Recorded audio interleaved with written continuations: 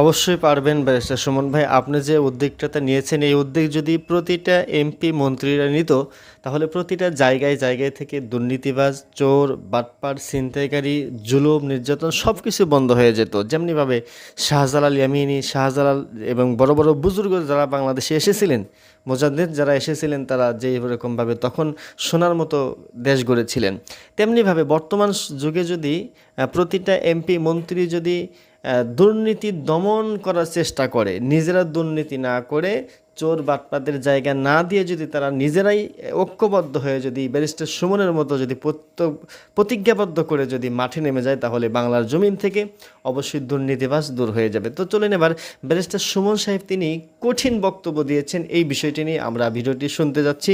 অবশ্যই important video, অবশ্যই আপনারা লাইক দিয়ে কমেন্ট করুন এবং শেয়ার করে আপনারা ভিডিওটি দেখতে থাকুন।